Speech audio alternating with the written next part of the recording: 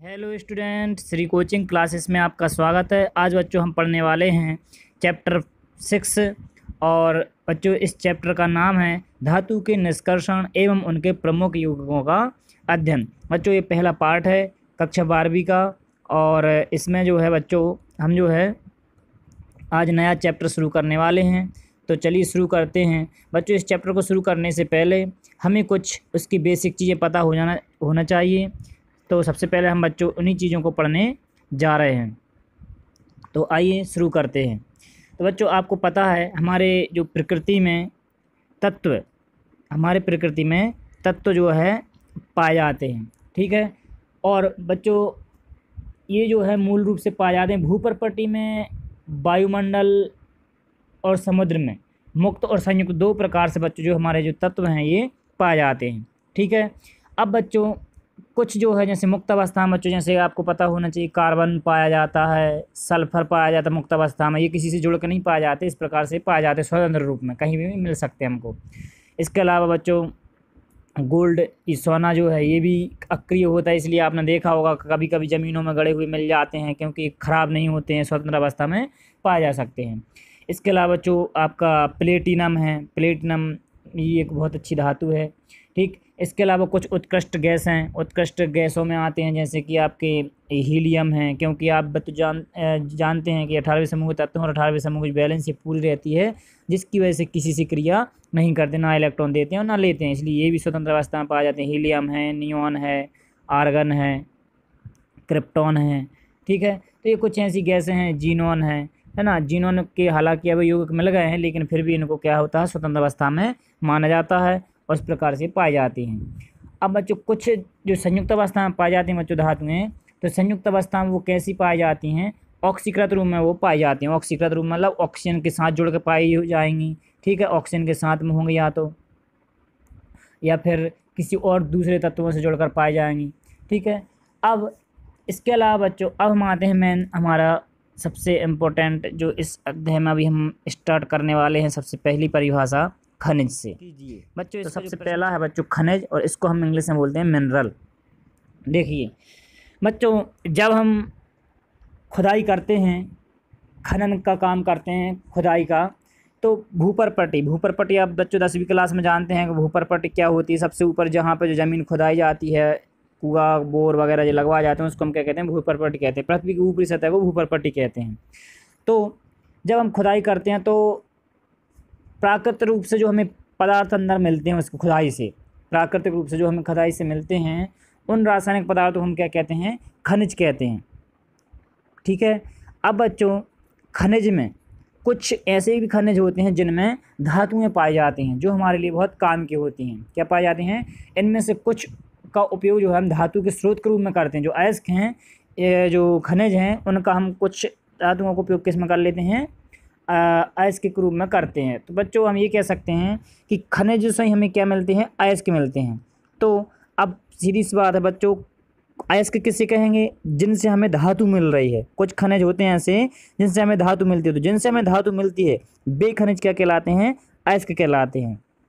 और तो यहाँ पर हम परिभाषा को देख लेते हैं कि पहले खनिज की देखते हैं। स्थल मंडल में पाए जाने वाले, स्थल मंडल में जहाँ पर जल नहीं रहता है, ठीक है, स्थल मंडल में पाए जाने वाले प्राकृतिक पदार्थ जिनमें धातु पाई जाती है खनिज या मिनरल कहलाते हैं, ठीक है।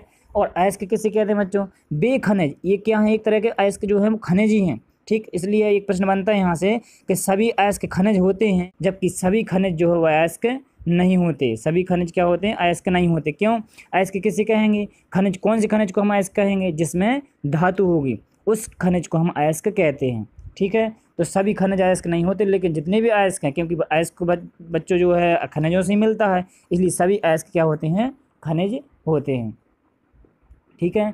अब बच्चों ये तो हो गई इनकी परिभाषा। तो देखिए अब अयस्क एक चीज़ और, अब बच्चों खनिज भी ऐसे होते हैं जिनसे धातु आसानी से और कम खर्चे से प्राप्त कर सकते हैं, उन्हें हम क्या कहते हैं, अयस्क कहते हैं। अच्छा वैसे तो धातु बहुत से खनिजों से मिल जाएगी, लेकिन हमें कम खर्च में और आसानी से जैसे मिल जाए, जिसमें हम कम खर्चा कम लागत हो उससे हम प्राप्त करते हैं, तो हम क्या कहते हैं, उसे अयस्क कहते हैं। बच्चों ये चीज़ आपको वैसे पेपरों में तो नहीं आती, लेकिन आपको इसके बेसिक के बारे में पता होना चाहिए बच्चों। होता क्या है, ये हम जो धातु हैं लोहा तांबा कॉपर ये सब प्राप्त करते हैं, ये कैसे प्राप्त होती हैं, कहाँ से मिलती हैं और क्यों हम इनको अयस्क कह रहे हैं, खनिज क्या चीज़ हैं। ठीक, तो हमको ये पता होना चाहिए खनिजों से अयस्क बने हैं या अयस्क से खनिज। तो हमको पता है बच्चों के यहाँ पे जो है खनिज से अयस्क की उत्पत्ति हुई है, ये मान सकते हैं हम, क्योंकि जो है खनिज से ही अयस्क बन जाते हैं। ठीक है, अब बच्चों हम नेक्स्ट आते हैं गैंग पर। गैंग बच्चों इसको आधात्री भी बोलते हैं। आधात्री मतलब होता है बच्चों जो अयस्क के साथ में कुछ अनुपयोगी पदार्थ उसके साथ में मिले रहते हैं, उसे हम क्या कहते हैं, आधात्री या गैंग कहते हैं। ठीक, इंग्लिश नेम है बच्चों ये गैंग। अयस्कों में प्रायः मिट्टी होती है, कंकड़ होते हैं, पत्थर। बच्चों जब हम खुदाई करते हैं तो उसमें आपको सीधी सी बात है कि मिट्टी भी मिलेगी, उसमें कंकड़ भी मिलेंगे और पत्थर भी मिलेंगे कि अगलनीय। अगलनीय मतलब जो गलते नहीं हैं। पत्थर बच्चों गलते नहीं है ना, कंकड़ गलते हैं। ठीक है, मिट्टी भले गल जाती है लेकिन कुछ ऐसे भी होते हैं जो गलते नहीं हैं। अगलनीय अशुद्धि मिली रहती है। ठीक है, इन अनावश्यक पदार्थों को गैंग या आधात्री कहते हैं। तो बच्चों ये तो सिंपल सी परिभाषा आपको समझ में आ गई होगी। इसके बाद बच्चों हम नेक्स्ट टॉपिक जो हमारा है वो है सांद्रण। अब सांद्रण का मतलब बच्चों सीधा सा मतलब है, हम 2 अध्याय में ही पढ़ चुके इसको, कि सांद्रण का मतलब होता है मात्रा से। तो हमें उसमें से अयस्क की मात्रा ज़्यादा से ज़्यादा करना है। तो गैंग को क्या करना है, अयस्क से अलग करना। गैंग मतलब बच्चों वही अभी हमने जो बताया आपको, मिट्टी कंकड़ पत्थर, उनको हम अलग कर देंगे तो सीधी सी बात है अयस्क की मात्रा ज़्यादा बच जाएगी। तो उसी को हम क्या कहते हैं, अयस्क का सांद्रण कहते हैं। तो गैंग को अयस्कों से पृथक करना। अयस्क से क्या करेंगे हम, जैसे ये अयस्क मान लीजिए और इसमें ये धूल मिट्टी के कण जो चिपके हैं इनको हम क्या कर देंगे, अलग कर देंगे, जिससे हमारे पास मात्रा किसकी ज़्यादा बचेगी, सिर्फ अभी हमारे पास बचेगा सिर्फ अयस्क। ठीक, तो इसको हम बोलते हैं अयस्क का सांद्रण। अब बच्चों अयस्कों का सांद्रण जो है वो भी कई विधियों से किया जाता है। उनमें से एक विधि आपकी गुरुत्व पृथक्करण विधि। गुरुत्व मतलब जो वजन के हिसाब से बच्चों नीचे बैठ जाते हैं, कुछ हल्की चीज़ें ऊपर रह जाती हैं, तो वो गुरुत्व पृथक्करण विधि। इसके बाद बच्चों दूसरी विधि है हमारी विद्युत चुम्बकीय पृथक्करण विधि। चुम्बकीय पृथक्करण विधि आप बच्चों अच्छे से याद रखेंगे, क्योंकि चुम्बकीय मतलब अगर अशुद्धि बच्चों जो अशुद्धि मिली होती है वो, और जो अयस्क हमारा वो, उनमें से कोई भी अगर एक चुम्बकीय होता है तो हम इस चुम्बकीय पृथक्करण विधि का उपयोग करते हैं, क्योंकि चुम्बकीय पदार्थों को क्या कर लेंगे, ये आकर्षित कर लेंगे और बाकी के जो हमारा पदार्थ है नेक्स्ट अलग से दूसरा पदार्थ वो अलग हो जाएगा। तो इस प्रकार से ऑटोमेटिक जो है चुम्बकीय पदार्थ जो है आकर्षित होकर अलग हो जाते हैं। इसके बाद बच्चों हमारा तीसरी आती है झाग उत्प्लावन विधि। इसको फैन उत्प्लावन विधि भी बोलते हैं बच्चों, झाग उत्प्लावन विधि भी बोलते हैं। ठीक, आपको अच्छे से याद रखना है। बच्चों झाग के नाम से समझ में आ रहा है इसमें क्या बनता है, झाग बनता है। ये खास तौर से सल्फर अयस्कों के लिए उपयोग की जाती है, जिनमें सल्फर उपस्थित रहता है उन अयस्कों के लिए झाग उत्प्लावन विधि का उपयोग किया जाता है। अयस्क को जो है यहाँ पर एक पात्र में लेते हैं, उसमें एक तेल डाल देते हैं, तेल के साथ में कुछ ऐसे पदार्थ मिला देते हैं जो कि झाग बनाते हैं। जब हम उसको एक छिद्र युक्त नली से उसको अंदर फूंका जाता है तो उसमें बुलबुले बनते हैं, झाग बनते हैं। तो अशुद्धियाँ झाग के साथ ऊपर आ जाती हैं और जो हमारा अयस्क है बच्चों वो बच जाता है। ये भी हो सकता है बच्चों के अशुद्धियाँ जो नीचे बैठ जाएंगी, अयस्क जो हल्का होने के कारण वो क्या होगा, झाग के साथ में आ जाएगा और झाग को हम अलग कर लेते हैं और इस प्रकार से बच्चों हमारे पास अयस्क प्राप्त हो जाता है। बट आपको पता है कि झाग जो है थोड़ी देर बाद खत्म हो जाते हैं और इस प्रकार से हमारे पास जो उसमें धातु उपस्थित है झाग में वो हमारे पास प्राप्त हो जाती है बच्चों। इसके बाद आता है द्रवण। द्रवण मतलब बच्चों ऐसा इसमें विलायक लेते हैं जिसमें कोई भी जो धातु है जो अयस्क है वो क्या हो जाता है, घुल जाता है। तो उसे हम क्या कहते हैं बच्चों, उसे हम कहते हैं द्रवण। क्या कहते हैं, उसे हम कहते हैं द्रवण। ये ज़्यादा इंपॉर्टेंट तो नहीं है लेकिन आपको झाग उत्प्लावन विधि यहाँ से सबसे अच्छे से याद रखना है। लिक्विफिकेशन में द्रवण में द्रव का उपयोग किया जाता है, तब जाके जो है वो पृथक होती है। इसके बाद बच्चों हमारी आती है रासायनिक पृथक्करण विधि, इसको हम निच्छालन भी कहते हैं। ठीक, अब निच्छालन में क्या होता है बच्चों, इस विधि में जो अयस्क का सांद्रण है वो उपयुक्त रसायनों की सहायता से करते हैं, केमिकल मिलाकर करते हैं, जिसमें अयस्क तो विलय हो जाता है, मतलब अयस्क जो है वो घुल जाता है, लेकिन जो अशुद्धियाँ हैं वो घुलती नहीं हैं। तो विलयन से उपयुक्त रासायनिक विधि द्वारा अयस्क को हम प्राप्त कर सकते हैं। ठीक है, तो इस प्रकार से बच्चों अब आप आगे पढ़ेंगे जब हम तो उसमें देखेंगे एल्युमिनियम के जो अयस्क है उसमें बॉक्साइट का शोधन किया जाता है। एल्युमिनियम का अयस्क है बॉक्साइट, जिससे कि बहुत इंपॉर्टेंट अयस्क है ये बच्चों बॉक्साइट। तो उससे जो है शोधन की जो विधियां हैं, हॉल विधि, वेयर विधि, सरपेक विधि द्वारा जो करते हैं, ये इसका एग्जाम्पल हो जाएगा। इसकी प्रकार हम सिल्वर यानी चांदी का भी निष्कर्षण करेंगे, गोल्ड AU का भी पढ़ेंगे। तो इनके जो धातु कर्म किया जाता है, धातु कर्म मतलब इनकी को निकाला जाता है, बनाया जाता है, तो तनु विलयन मिलाकर सोडियम साइनाइड का तनु विलयन मिलाते हैं। तो उस प्रकार से रासायनिक क्रिया होती है जिससे कि कुछ केमिकल्स यौगिक बनते हैं और इस प्रकार से हमारा जो सिल्वर है, गोल्ड है, ये प्राप्त हो जाते हैं। चलिए अब आते हैं हम बच्चों नेक्स्ट हमारा धातु मल की तरफ। तो बच्चों धातु मल में उसके नाम से समझ में आ रहा है, यहाँ पे बच्चों ये धातु मल लिखा है तो आप इसको मल करेंगे। धातु मल, धातु का मल मतलब होता है बच्चों आप जानते हैं वेस्टेज पदार्थ। जिस प्रकार से व्यक्तियों में भी मल होता है इसी प्रकार धातुओं में भी मल होता है। मल मतलब समझ सकते हैं आप बच्चों मैल से, ठीक है, मैल से इसका मतलब हम समझ सकते हैं कि धातुओं में जो मैल होता है उसे हम क्या कहते हैं, धातु मल कहते हैं। और आपको पता है बच्चों कभी हमने पढ़ा गैंग और गालक। अब गालक बच्चों भी आगे पढ़ेंगे नेक्स्ट परिभाषा। तो गैंग तो जानते हैं आप कंकड़ पत्थर वगैरह को बोलते हैं, और गालक, गालक में गलाने वाला होता है। इनके साथ बना हुआ गलनीय पदार्थ, गलनीय मतलब जो गल जाता है, ऐसा पदार्थ जब बनता है तो जो धातु के ऊपर एक पृथक सतह बनाकर तैरता रहता है, इसे हम क्या कहते हैं, धातुमल कहते हैं। ठीक, तो इस प्रकार से आप बच्चों धातुमल को याद रखेंगे। अब आता है बच्चों हमारा छठवां गालक। उसके नाम से समझ में आ रहा है बच्चों गालक मतलब गलाने वाला। तो धातु कर्म, बच्चों धातु प्राप्त करने की जितनी भी विधियाँ प्रक्रियाएं अपनाई जाती है उस एक साथ हम क्या कहते हैं, धातु कर्म कहते हैं। इसको हम आगे समझेंगे अभी। तो धातु कर्म की प्रक्रिया में प्रयुक्त होने वाला वह पदार्थ जो अयस्क में उपस्थित अगलनीय, जो गलती नहीं है ऐसी पदार्थ, अगलनीय अशुद्धियों से संयोग करके एक गलनीय धातुमल बनाता है। गलनीय मतलब जो गलने लगे, ऐसा धातुमल बना लेता कौन, गालक। गालक के साथ अशुद्धियां मिलकर गलने लगती हैं। वैसे अकेली होती हैं जब नहीं गलती, लेकिन जब गालक मिला देते हैं तो वो गलने लगती हैं, जो हल्का होने के कारण उस पर तैरता है और जिससे दूर कर दिया जाता है।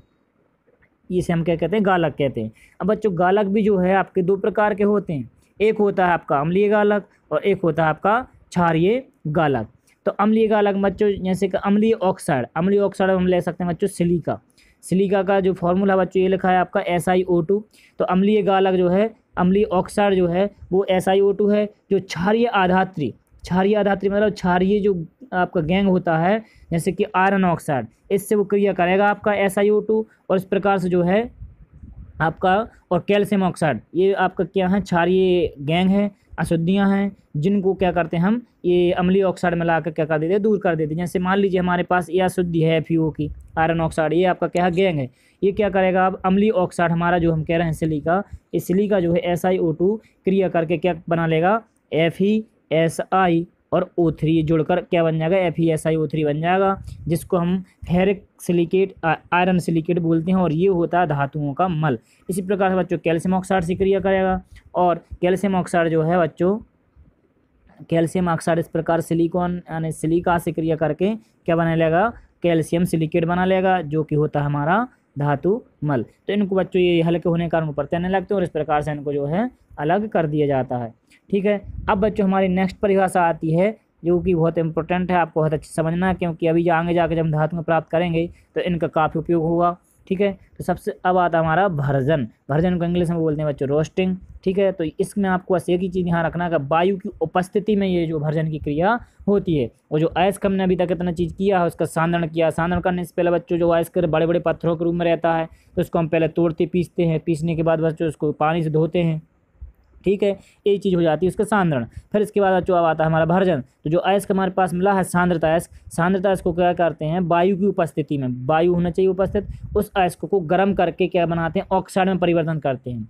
हर बच्चों चाहे भर्जन करें चाहे ये निस्तापन करें, हर लास्ट में जो है इनके ऑक्साइड ही बनता है, ऑक्साइड अयस्क बनता है। और ऑक्साइड अयस्क में क्यों बदलते हैं, क्योंकि बच्चों ऑक्साइड का जो अपचयन करवा के आसानी से धातु को हम प्राप्त कर सकते हैं, इसलिए अपचयन करवाया जाता है। ठीक है, ऑक्साइड में बदला जाता है, तो करके ऑक्साइड में परिवर्तित करना भर्जन कहलाता है। अब आते हैं बच्चों निस्तापन। निस्तापन मतलब होता है कैल्सिनेशन इंग्लिश में।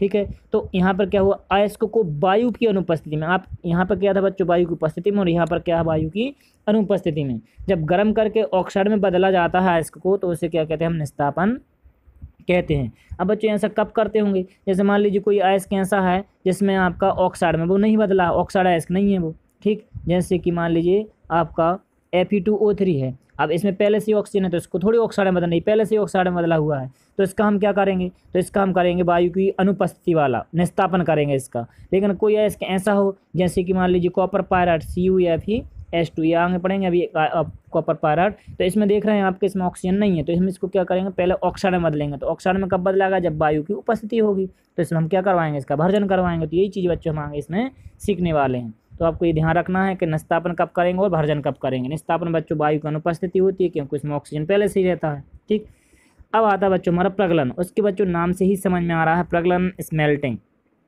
प्रगलन मतलब बच्चों गलन, उसका गलना। तो जब धातु ऑक्साइड बन जाती है बच्चों, कोई भी धातु है और धातुओं का जब ऑक्साइड हमारे पास बन जाता है, ये धातु हो गई मान लीजिए MO2 MO, कोई भी धातु का प्रकार, धातु ऑक्साइड को जब उच्च ताप पर अपचयित करते हैं तो धातु प्राप्त होती है। इस प्रक्रिया में उचित ताप के कारण धातु पिघली हुई अवस्था में प्राप्त होती है। उचित ताप होता है इसमें, निश्चित ताप, उस पर जो है धातु पिघली हुई अवस्था में हमें मिल जाती है और इस प्रक्रिया को हम क्या कहते हैं, प्रगलन कहते हैं। हमें जिस आकार में उसको ढालना होता है उसी आकार के सांचे में हम उसको डाल देते हैं, इस प्रकार से उसी आकार के वो प्राप्त हमें हो जाते हैं। ठीक है, अब आते हैं बच्चों हम धातु कर्म, मेटलर्जी इसको इंग्लिश में बोलते हैं। तो अयस्क से धातु प्राप्त करने की, अब हमने देखो बच्चों कितनी प्रक्रियाएं अपना 9 प्रक्रियाएं हम कर चुके हैं यहाँ पर। तो अयस्क से धातु प्राप्त करने की विभिन्न प्रक्रियाएं जैसे कि गैंग, सांद्रण, भर्जन, निस्तापन, प्रगलन, ये सभी एक साथ हम क्या कहते हैं, इनको पूरी प्रक्रिया को धातु कर्म कहते हैं। तो बच्चों आज हमारे जो वीडियो लेक्चर है, आज इन्हीं परिभाषाओं के साथ हम समाप्त करते हैं। अब बच्चों नेक्स्ट जो है वीडियो में हम आगे जाके, जैसे कि कई धातुएं हमारी कॉपर है, एल्युमिनियम है, लोहा है, आयरन, ठीक है, इसके अलावा जिंक है, ठीक, इन धातुओं का जो है निष्कर्षण के बारे में पढ़ेंगे, इनकी मिश्र धातुओं के बारे में पढ़ेंगे और इन्हीं के बच्चों आपको विकल्प भी आते हैं, तो कुछ इनके साथ विधियों के नाम आते हैं। तो ये सब हम इसमें अगले वीडियो में जो है जानेंगे, धीरे धीरे कर करके एक एक धातु को हम जो है समझेंगे। तो ठीक है बच्चों, अब मिलते हैं हम नेक्स्ट वीडियो में, तब तक बने रहिए हमारे चैनल श्री कोचिंग क्लासेस बेग मंच पर। Thank you.